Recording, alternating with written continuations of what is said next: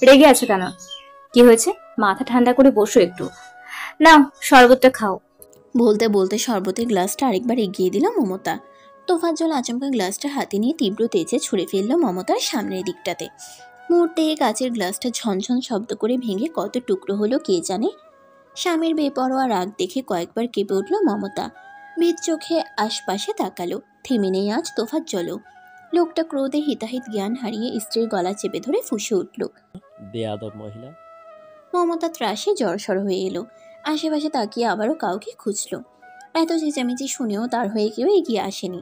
দুটো ছেলে মেয়ে দুজনই ঘরকুনো। মেয়েটা তো জগতের মাঝেই নেই বোধ হয়। ছোট ছেলেটা বুদ্ধি প্রতিবন্ধী। হারামজাদা মোবাইল নিয়েই বোধ হয় রুমে পড়ে আছে। জগতের কোনো চিৎকার চেঁচামেচি তার কানের পাশ দিয়েও যাবে না। অন্যদিন হলে মমতাও হম্বিতম্বি দিয়ে ফেলতো এতক্ষণে, কিন্তু এখন তার সময়টা বড্ড খারাপ যাচ্ছে। মমতা অজানা ভয়ে আরেকটু নরম হয়ে এলো। স্বামীর হাত ছাড়াতে ছাড়াতে কোমল গলায় বলল, অধরা আপু, শান্ত হও।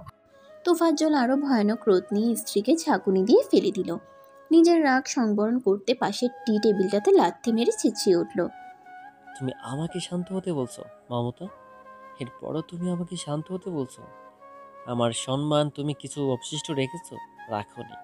তোমার লোভের জন্য বলিদান দিলে আমার মেয়েটাকে। তুমি কি ভাবছো তোমার প্রকৃতি আমি কিচ্ছু জানবো না?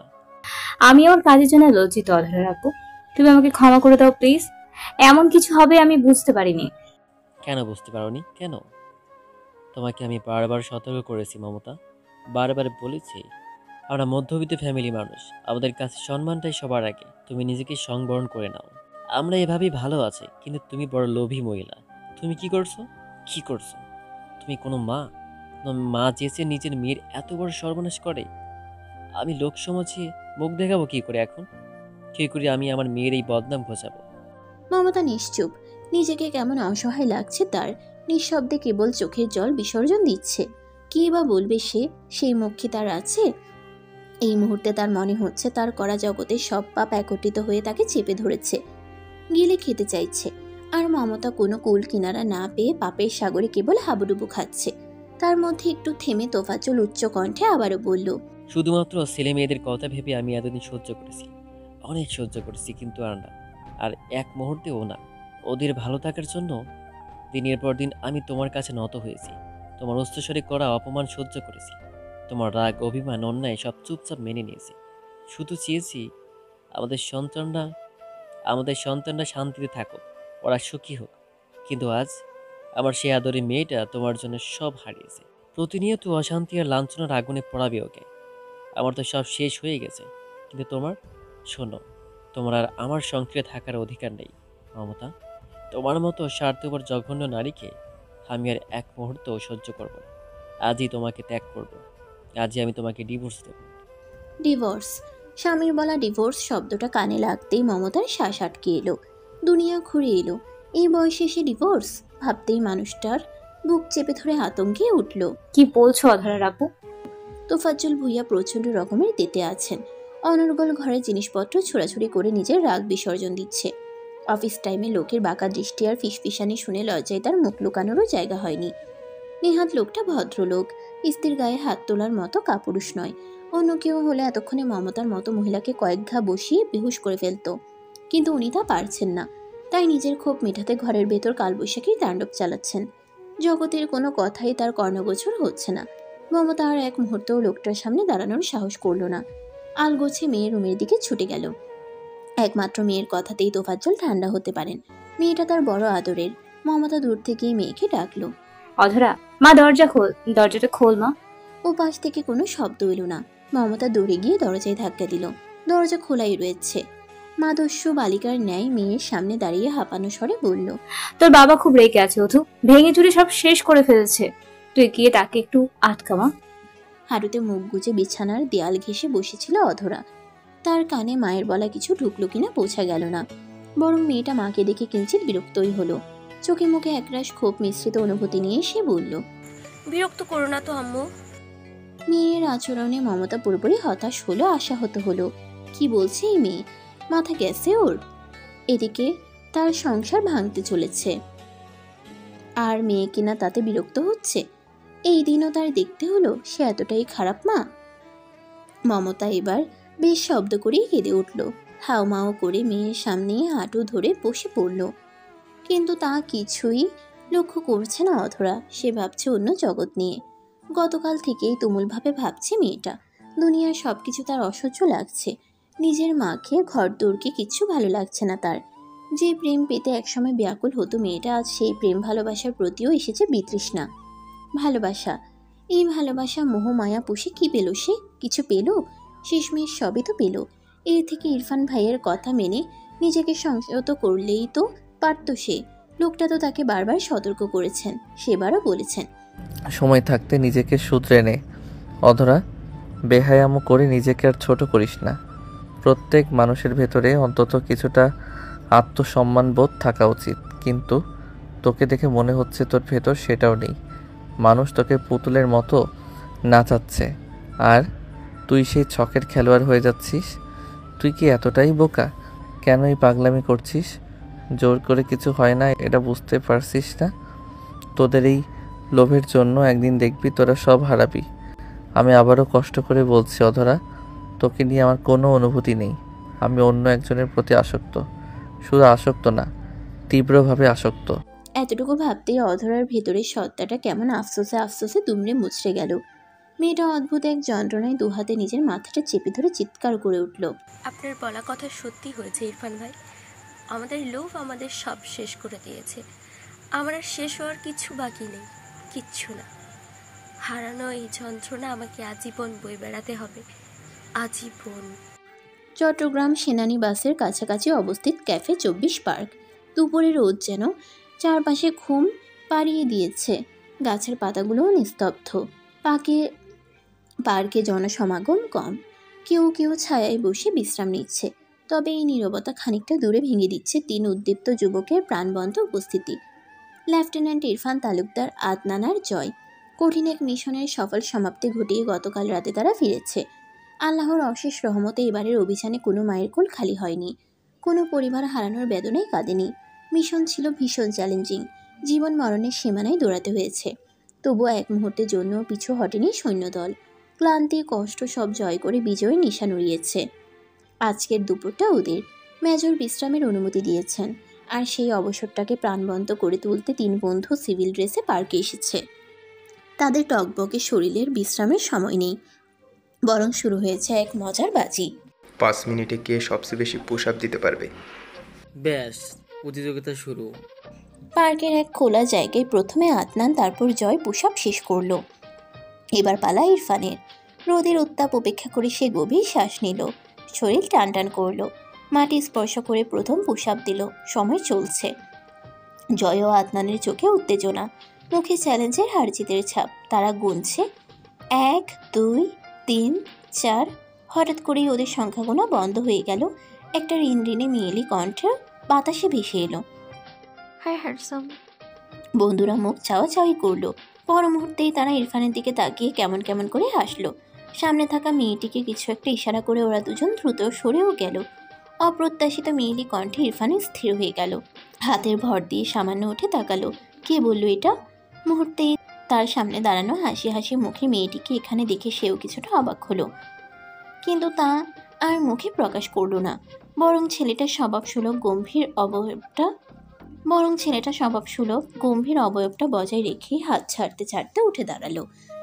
সামনের মেয়েটার দিকে আরেকবারও না তাকিয়ে শুধালো, সিদ্রা, তুই এখানে কি করছিস? আপনাকে দেখতে এলাম লেফটেন্যান্ট সাহেব। ইরফানও ভ্রু বাঁকিয়ে বিরস মুখে মেয়েটাকে একবার আগাগোড়া পরখ করে নিল। চোখের দৃষ্টি তার স্বাভাবিক, অথচ কোথাও যেন একটু ক্রোধ লেপ্টে আছে।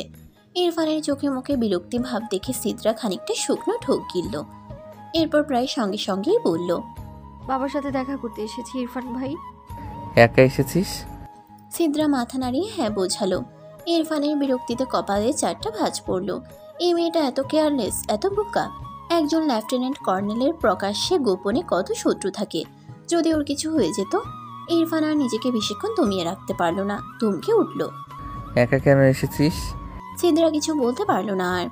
এর মধ্যেই পেছন থেকে শোনা গেল শাহেদ ইলিয়াসের গম্ভীর কণ্ঠ, কি ব্যাপার লেফটেন্যান্ট, তুমি আমার মেয়েকে ধমকাচ্ছ যে? ইরফান চাচার দিকে তাকিয়ে স্পষ্ট কণ্ঠে শুধালো। আপনার কেয়ারলেস মেয়েকে যে দুটো থাপ্পড় দেইনি, এটাই ঢের বেশি। শাহিদ ওর দিকে কটমট চোখে তাকালো। কিছু বলবে তার আগেই সিদ্রা এসে বাবার বুকে ঝাঁপিয়ে পড়ল। আদুরে স্বরে ডাকলো, বাবা। আমি মেয়ের দিকে তাকিয়ে মৃদু হাসলো শাহেদ। আলতো হাতে মেয়েকে বুকে জড়িয়ে নিয়ে বাবাও ডাকলো। মা। বাবার আদুরে স্পর্শ, মিষ্টি স্বরে মা ডাকটা শুনে সিদ্রার আরো একটু গদগদ করে নিজেকে বাবার সামনে উপস্থিত করলো। শাহেদ মেয়ের মাথায় হাত বুলাতে বুলাতে ফের বলল, তুমি একা কেন আসতে গেলে মা? আজ আমি নিজ হাতে কাচি রান্না করেছি বাবা। এটাই আমার হাতে করা প্রথম রান্না। আর তুমি খাবে না তা তো হয় না। তোমার তো আর বাসায় যাওয়ার সময় হয় না, তাই আমিই চলে এলাম। মেয়ের কণ্ঠে প্রথমে রান্না নিয়ে আগ্রহ, কিছু অভিমান, যা দেখে হাসলো শাহেদ। মেয়ের হাত ধরে তার সঙ্গে সাথে কথা বলতে বলতে একটা ক্যাফের দিকে এগুলো। সিদ্রা বাবার সঙ্গে হাঁটলেও তার দৃষ্টি পার্কের আশপাশটায়। তার চোখ দুটো খুঁজে চলেছে একটা পরিচিত যুবককে। গেল কই লোকটা? এতক্ষণ তো এখানেই ছিল। মেয়ের উদ্বেগ দেখে মুচকি হাসলো শাহেদ। খানিকটা গলা পরিষ্কার করে আচমকা মেয়েকে বলল, কাচ্চি কি শুধু আমার জন্য এনেছো মা? আর কারোর জন্য আনোনি? বাবার রসিকতা বুঝতে অসুবিধা হলো না সিদ্রার। মেয়েটা খানিকটা লজ্জাও পেল। সেভাবে মিনমিন করে বলল, ইরফান ভাইয়ার জন্যও এনেছি। শাহেদ আবারও মুচকি হাসলো। পিছনে তাকিয়ে ইরফানকে ডাক দিল। আমার সঙ্গে এসো বেয়াদব ছেলে। ইরফান ওদের বাবা মেয়ের কথার মাঝখান থেকে সরে গিয়ে কেবলই একটা বেঞ্চিতে বসছিল। আর আশপাশটায় খুঁজে চলছিল দুই বন্ধুকে। হারামিগুলো আর ভালো হলো না। বন্ধুকে বিপদে রেখে কেমন ভেগে গেল, মরতে গেল কোথায়? আশপাশটায়ও তো নেই। এর মধ্যে চাচার অদ্ভুত ডাকনাম শুনে সেদিকে একবার অনিচ্ছা নিয়ে তাকালো। পরপর খানিকটা বেপরোয়াভাবে হাত পা মেলে দিয়ে বেঞ্চে আরাম করে বসলো। বলল, আমি এই মুহূর্তে ছুটিতে আছি কর্নেল সাহেব, কারো অপ্রয়োজনীয় কথা শুনতে বাধ্য নই।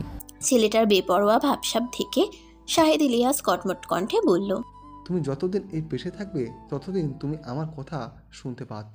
Irfan Talukdar, hurry up and come with me lieutenant, that's an order. ইরফানের মধ্যে কোথাও যাবার তাড়া নেই, বরং সে নিজের জায়গাটায় আরেকটু আরাম করে বসলো। চাচার কথা তার কান অবধি পৌঁছালো কিনা তাও বোঝা গেল না। শাহেদ ইলিয়াস নিজের কথা শেষ করে আরোর ভরসাতে দাঁড়িয়ে থাকলো না। মেয়েকে নিয়ে আবার হাঁটতে শুরু করলো। সিদ্রা বাবার সঙ্গে হাঁটলেও তার মনটা বরং পুড়ছে। উনি কি আসবে না? সিদ্রা তো তার পছন্দের কাছেই রেডি ছিল। কতটা আগ্রহ নিয়ে এখানে এসেছে সে। লোকটা কি ওর রান্না একবার টেস্ট করবে না? তার মুখে একটু প্রশংসা শুনলেই তো সিদ্রার জীবন ধন্য। কিন্তু চাপা স্বভাবের মেয়েটা বাবার সামনে দাঁড়িয়ে তাকে আর কিচ্ছু বলতে পারলো না। বার কয়েক পিছনে তাকিয়ে আওড়ালো। আপনিও আসুন না ইরফান ভাই। পার্কের এক কর্নারের ক্যাফেতে বসে আরাম করে সিগারেট ধরিয়ে টানতেছিল আদনান ও জয়। সেই সঙ্গে দুই বন্ধু ইরফানকে নিয়ে মজা মারছিল। হালকা বাতাসে চারপাশটা বেশ শান্ত লাগছিল। হঠাৎ দূর থেকে কর্নেল ও তার মেয়েকে আসতে দেখলেন ওরা। মুহূর্তেই দুজন হাতের সিগারেট ফেলে দিয়ে উঠে দাঁড়ালো। আদনান জয়কে তাড়া দিয়ে বলল, মামা দৌড় দে। উপায় নেই মামা, স্যার সামনে। এই ইরফান্নার শ্বশুরটা যখন তখন কই থেকে আসে? দেখা গেল আমার বন্ধু রোমান্সের মধ্যেও এই শালাই এসে বলবে দ্যাটস অ্যান অর্ডার। জয় ওকে হাতের ইশারায় চুপ থাকতে বলল। এর মধ্যে কর্নেল চলে এলো ওদের কাছাকাছি। সামরিক নিয়ম অনুযায়ী ডিউটির বাইরে স্যালিউট বাধ্যতামূলক না হলেও ওরা দুজনে ভদ্র বাচ্চাদের মতো তৎক্ষণাৎ সোজা হয়ে দাঁড়িয়ে সম্মানসূচক মাথা ঝুঁকিয়ে বললেন, ইয়েস স্যার। কর্নেল মেয়েকে নিয়ে এগিয়ে গেলেন পাশের টেবিলের দিকটাতে। আদনান আর জয় একটু একটু করে ওখান থেকে কেটে পড়েছিল। তার মধ্যে ওখানে এলো ইরফান। ইরফানকে দেখিয়ে কিছু একটা ইশারা করে দাঁত বের করে হাসলো আদনান। ইরফান চোখ কটমট করে তাকিয়ে এগিয়ে গেল সামনের দিকটাতে। ওদের কিচ্ছু বলল না আর। নীরবে গিয়ে সে বসলো সিদ্রার মুখোমুখি। আচমকা মানুষটাকে দেখে সিদ্রা মেয়েটার এতক্ষণের আমসি মুখটা চকচক করে উঠল। সে চকচকে হাসিটাও চোখ এড়ালো না ইরফানের। সিদ্রা হাসি হাসি মুখে নিজের ক্যারি করা খাবার বের করতে ব্যস্ত হয়ে গেল। আদনান জয়কেও ডাক দিল। ভাই আপনারাও আসুন। আদনান ও জয় এতে তীব্র অস্বস্তিতে পড়ল। কারো পার্সোনাল আড্ডা ও খাবার দাবারে ভাগ বসানো অনুচিত। ওরা আমতামতা করে বলছিল, তোমরা এনজয় করো আপু, আমাদের একটু তাড়া আছে। কিন্তু সিদ্রা ওদের ছাড়লো না। ওদের অস্বস্তি বুঝতে পেরে বলল, আমি খাবার বেশি করে নিয়ে এসেছি, সমস্যা হবে না, আপনারাও আসুন ভাইয়া। আদনান ও জয় ওর অনুরোধ আর ফেলতে পারল না। ওরা দুজন গিয়েও বসলো। কর্নেল সাহেব ওয়েটারকে ডাক দিয়ে আরো কিছু খাবার দাবার অর্ডার করলো। সিদ্রা নিজের সঙ্গে আনা কাচ্চি সবাইকে বেড়ে দিল। মুহূর্তেই জমজমাট হলো খাবার টেবিল। মেয়ের হাতে রান্না বেশ আরাম করে খেলো শাহেদ ইলিয়াস। খেতে খেতে প্রশংসাও করলো। তার সঙ্গে তাল মিলালো আদনান ও জয়। কিন্তু পুরোটা সময় ইরফান ছিল নিশ্চুপ। এর মধ্যে শাহেদের ফোন এলো, ইমার্জেন্সি কল। এক্ষুনি তাকে হেডকোয়ার্টারে যেতে হবে। মানুষটা আর বুঝতে পারল না, মেয়ে থেকে বিদায় নিয়ে চলে গেল। যাওয়ার আগে ইরফানকে বলে গেল, আমার মেয়েকে বাসায় পৌঁছে দিও লেফটেন্যান্ট, দ্যাটস অ্যান অর্ডার। ইরফানের প্রত্যুত্তর শোনার অপেক্ষা করলেন না শাহেদ ইলিয়াস। গটগট পায়ে জায়গা ছাড়ল। তার যাওয়ার সঙ্গে সঙ্গে আদনান জয়ও উঠে দাঁড়ালো। ওদের দুজনকে একান্ত কিছু সময় দিবার জন্যই বলল। আমাদের একটু তাড়া আছে ইরফান, আমরাও যাই। ইরফান স্বাভাবিকভাবেই বসে রইল। ওদের কথার প্রত্যুত্তর করল না। ওদের তাড়া ফাড়া সম্পর্কে সে জানে। ওদের হালচাল বুঝতে তার অসুবিধা হয়নি। জয় আদনান আর দাঁড়ালো না। আর কেউ না জানুক, তারা তো জানে বন্ধুর গভীর অনুভূতি। ক্যাফেতে মুখোমুখি বসে আছে ওরা দুজন। সিদ্রার মুখাবয়ব আনন্দ ঘন। ঠোঁটের কোণে লেগে আছে অদ্ভুত এক তৃপ্তির ছাপ। সে আরাম করে বসে কোল্ড ড্রিঙ্কে ছোট ছোট চুমুক দিচ্ছে, অথচ চোখ দুটো তার বেপরোয়া। একদম সোজা ইরফান ভাইয়ের দিকে স্থির। ইরফান যেন অন্য জগতে বন্দী। সেদিকে তার খেলতোল নেই। তার দৃষ্টি আটকে আছে ফোনের স্ক্রিনে। মাঝে মাঝে ভ্রুকুচকে কি যেন পড়ে, আবার কখনো অস্থিরভাবে আঙ্গুল চালিয়ে স্ক্রল করতে থাকে। সিদ্রা চুপচাপ তাকিয়ে থাকে, একটুও বিরক্তি নেই চোখে, বরং সুখ হাসি লুকিয়ে আছে তার দৃষ্টিতে। পাশে বসা সুন্দরী নারীকে উপেক্ষা করে আপনি ফোনে কি দেখছেন এত মনোযোগ দিয়ে? মাঝে মধ্যে তো একটু তার দিকেও তাকাতে পারেন ইরফান ভাই। কোল্ড ড্রিঙ্কসের গ্লাস হাতে নিয়ে চনমনে কণ্ঠে বলল সিদ্রা। কথার ভেতর লুকিয়েছিল দুষ্টুমির ছোঁয়া, চোখেও একরাশ শয়তানি হাসি। গ্লাসের রিমে আলতো কামড় দিয়ে সে অপেক্ষা করল, দেখার জন্য ইরফান ভাই এবার কি বলে। মেয়েটার অপেক্ষা আর দীর্ঘ হলো না। ইরফান একবারও ওর দিকে না তাকিয়ে হাতের ফোনটা প্যান্টের পকেটে ভরতে ভরতে আচমকা ধমকে উঠল। তোর বাপ কি আমায় ড্রাইভার পেয়েছে? আমাকে দেখে কি ড্রাইভার মনে হয়? সিদ্রা আজ আর ইরফান ভাইয়ের ধমকে খুব একটা পাত্তা দিল না, বরং মেয়েটা অনেক সাহস জুগিয়ে ফট করে বলেই ফেলল। আপনাকে দেখে ড্রাইভার কম, বরং জামাই ম্যাটেরিয়ালই বেশি মনে হয়। ইরফান অমনি সামনে বসা মেয়েটার দিকে অগ্নিচোখে তাকালো। বিরস কণ্ঠে আবারও ধমকে উঠল। তুই আমার সাথে ফাইজলামো করছিস সিদ্রা? আমি তোর ভাই হই। ইয়াক, আমি আপনাকে ওসব ভাই ফাইয়ের চোখে দেখি না লেফটেন্যান্ট সাহেব। তাহলে কেমন চোখে দেখিস? ইরফান খানিকটা কৌতূহল নিয়ে প্রায় সঙ্গে সঙ্গে প্রশ্ন ছুড়ল। সিদ্রা মেয়েটা আজ আর দমল না। নিজের এতদিনের চাপিয়ে রাখা তীব্র অনুভূতিকে এক ঝটকায় উগড়ে দিল। চোখে চোখ রেখেই বলল, জামাই জামাই চোখে। জানেন, আপনি ছাড়া পৃথিবীর সব ছেলেরাই আমার ভাই, একদম মায়ের পেটের আপন ভাই। আমি সবাইকে সেরকম চোখেই দেখি, সত্যি বলছি। মেয়েটার স্নিগ্ধ সরল বোকাশোকা স্বীকারোক্তি শুনে ইরফান মনে মনে একটু হাসল যেন, কিন্তু তার সে হাসি প্রকাশ পেল না মুখাবয়বের গম্ভীরতার বেড়াজালে। হয়তো ছেলেটা ইচ্ছে করেই প্রকাশ করল না। সব সময়ের মতো ধমকা ধমকি আর নিজের ক্রোধের তোপের মুখেই পড়তে হলো সিদ্রা মেয়েটাকে।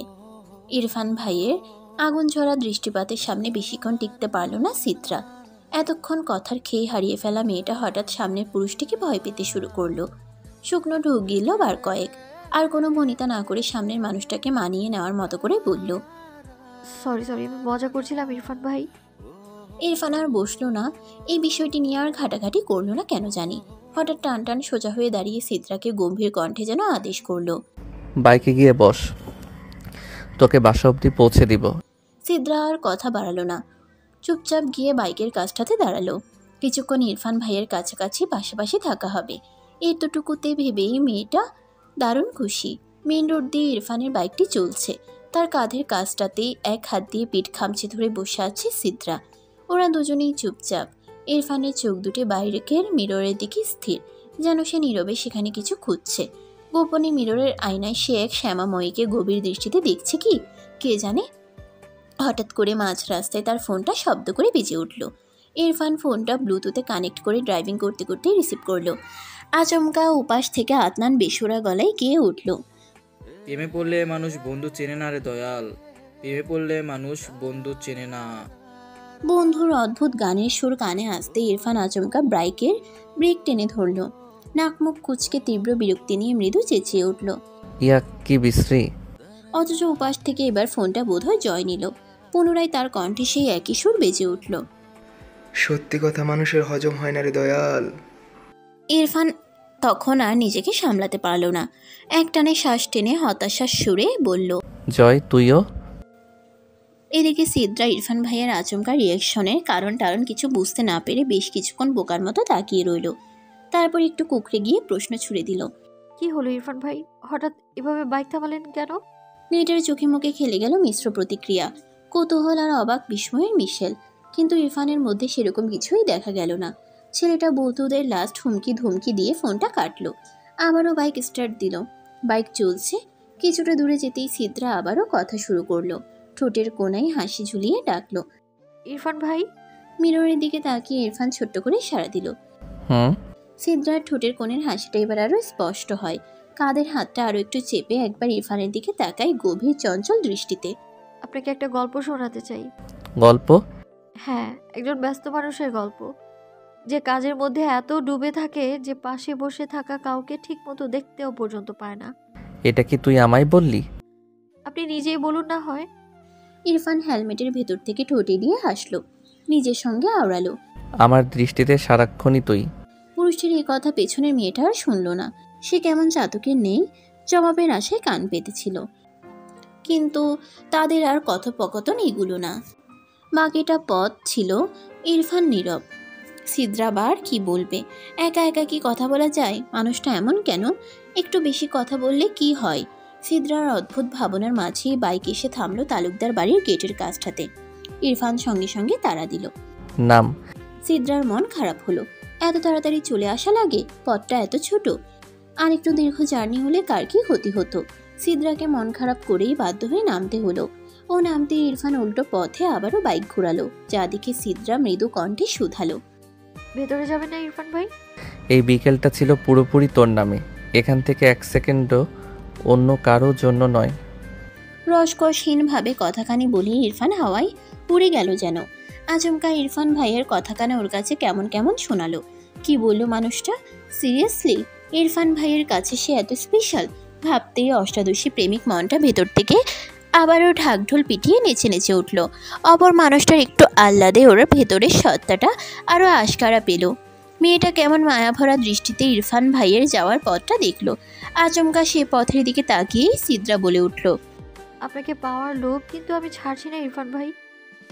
লোভ যে খারাপ সে কথা তো শুনে এসেছি সারা জীবন, কিন্তু যদি সেই লোভ হয় আপনাকে পাওয়ার, যদি সেই লোভ হয় আপনার হাতটা ছুঁয়ে রাখার, আপনার পাশে দাঁড়ানোর, আপনার হাসির কারণ হওয়ার, সেই লোভ ত্যাগ করা যায় না জানেন, বরং দিন দিন বাড়ে, আরো গভীরে গেঁথে যায় মন জুড়ে। আপনি যখন চোখের সামনে দিয়ে চলে যান তখন মনে হয় এই মুহূর্তেই ছুঁয়ে দিয়ে আপনাকে। আপনি যখন চুপ করে থাকেন মনে হয় আপনার মনের সব শব্দ শুনে নেই আলগোছে। আপনি যখন হাসেন মনে হয় এই হাসিটা আমার একার করে নিই। আপনাকে পাওয়ার লোভ যদি অপরাধ হয় তবে আমি আজীবন অপরাধী হয়ে থাকতে রাজি, কারণ এই লোভের বিচার শুধু আমার হৃদয়েই করতে পারে, আর সে তো আপনার দিকেই ঝুঁকে আছে। আপনি কি আমাকে সেই লোভের অতল সাগর অবধি ডুবে যেতে দেবেন ইরফান ভাই?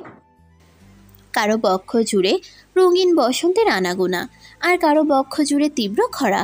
চার দেয়ালের অন্ধকার ঘরটার মাঝেই আজকাল নিজেকে বন্দি করে রেখেছে অধরা। দিনরাত কেটে যাচ্ছে হতাশায়, অথচ মুক্তির কোনো পথ খুঁজে পাচ্ছে না সে। বাবা মায়ের সম্পর্কটাও দিন দিন খারাপের দিকে যাচ্ছে, কিন্তু তার যেন তাতে কোনো হেলদোল নেই, কারণ সে তো নিজের ভেতরেই এক ভয়ঙ্কর ঝড় বয়ে চলেছে। সেদিনের নিজের করা পাপ তাকে প্রতিনিয়ত দগ্ধ করে চলেছে। বুকের ভেতর সেই ভুলকে লালন করেই কোনো মতে শ্বাস নিচ্ছে মেয়েটা, কিন্তু ভালো থাকা আর হয়ে উঠছে না। জীবনে কিছু ভুল থাকে না, যা মানুষকে সারা জীবন কাঁদিয়ে যায়, তাদের আর কখনো সত্যিকারের শান্তি মেলে না। অধরার ক্ষেত্রেও যেন তাই হচ্ছে। প্রতিদিনের মতো আজও সে নিজের সমস্ত ভুলগুলোর হিসেব কষছিল, অথচ সেগুলোর ভার বইবার শক্তি আর অবশিষ্ট নেই তার মধ্যে। সে ভাবছে, লোভ করে কি হলো?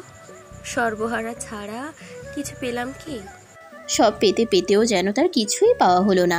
এক মুহূর্তের লোভ, এক মুহূর্তের ভুল সিদ্ধান্ত তার পুরো জীবনকে তছনছ করে দিয়েছে, শেষ করে দিয়েছে সব সব।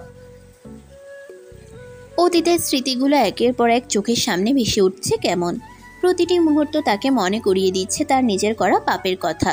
বুকের ভেতর শূন্যতা আর অপরাধ বোধের এক দহনে ক্ষণে ক্ষণে পুড়ছে অধরা। একসময় যা চেয়েছিল সে, যা পাওয়ার জন্য সব কিছু ত্যাগ করেছিল, আজ তাই তার কাছে অর্থহীন মনে হচ্ছে। এখন কেবল তার অবশিষ্ট রইল দীর্ঘ এক শূন্যতা আর আকাশ সমান আফসোস। লোভ করে সে কি পেল? কিছুই তো নয়, শুধু হাহাকার, শুধু হারানোর যন্ত্রণা। মেয়েটা প্রতিদিনের মতো আজও ফুপিয়ে উঠল আচমকা, ঝরঝর করে কাঁদল কতক্ষণ। হঠাৎ মুখে ওড়না চেপে হতাশ কণ্ঠে আওড়ালো, তীব্র লোভ করে আমি কেবল তোমাকেই পেতে চেয়েছিলাম, অথচ দেখো দিন শেষে আমি কিছুই পেলাম না, না তোমাকে না নিজেকে। ওর কণ্ঠে ছিল এক ধরনের নিষ্প্রাণতা, কান্না থামানো সম্ভব হচ্ছে না। বুকের ভেতরে যন্ত্রণা থেকে থেকে আরো তীব্র হয়ে উঠল। হৃদয়ের গভীর থেকে বের হয়ে আসলো আরো কিছু শব্দ। জানো, এখন শুধু জীবন আমাকে বারবার উপলব্ধি করাচ্ছে, সততা যেখানে শান্তি সেখানে, লোভ যেখানে অশান্তি সেখানে। সমাপ্ত।